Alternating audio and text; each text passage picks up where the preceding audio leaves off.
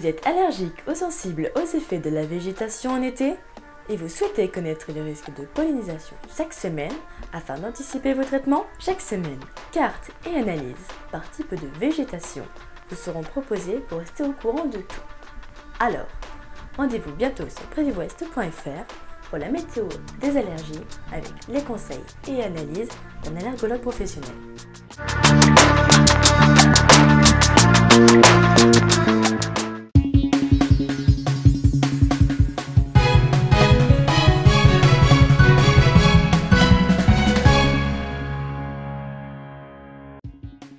Lundi 19 avril 2010, nous allons suivre dans ce journal le déplacement du nuage de cendres sur le nord de l'Europe avec une nouvelle menace pour la France. De fortes intempéries touchent actuellement le sud du Portugal avec des trombes marines. Et enfin, nous ferons un point sur la journée la plus douce de l'année, celle de hier, dimanche 18 avril 2010. Toujours pas d'ouverture pour les aéroports du nord de la France avant au moins mardi matin et la situation risque de ne pas beaucoup évoluer puisqu'une nouvelle menace est attendue pour mercredi. Alors commençons par observer l'emplacement du nuage de cendres ce lundi. Toujours les mêmes régions affectées, à savoir le nord de l'Angleterre, l'ensemble des pays scandinaves, l'ouest de la Russie en descendant jusqu'à l'Allemagne et la Pologne. Mardi, peu d'évolution en raison de la persistance de conditions anticycloniques avec un risque de légère extension seulement vers l'est, tandis que mercredi s'annoncerait plus inquiétant. Le nuage de cendres pourrait à nouveau concerner notre pays, du moins la partie nord et ouest, alors que dans le même temps, les choses s'amélioreraient pour la Russie et le nord de la Suède et de la Norvège. Nous en reparlerons très bientôt car un risque de nouvelle fermeture des aéroports pourrait être constaté. Une dépression affecte depuis hier le Portugal et le sud de l'Espagne.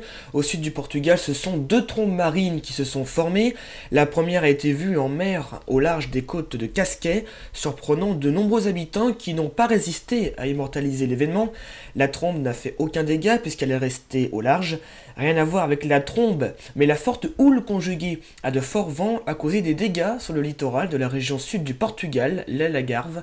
À Tavira, un navire a coulé dans le port et une trentaine d'autres ont subi des dommages considérables.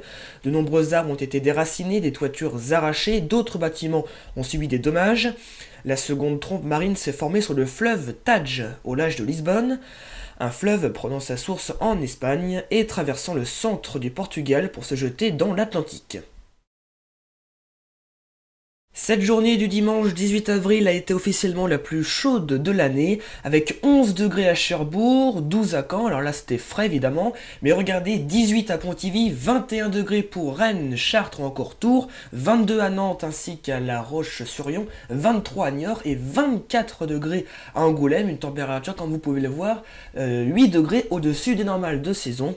La douceur, eh bien elle se poursuit pour toute cette semaine. Fin de ce journal, que vous êtes d'ailleurs de plus en plus à regarder, merci de votre fidélité. Comme d'habitude, on se retrouve ce mercredi 21 avril 2010, pour un tout nouveau point sur les informations chez vous et dans le monde. Très bonne semaine à tous.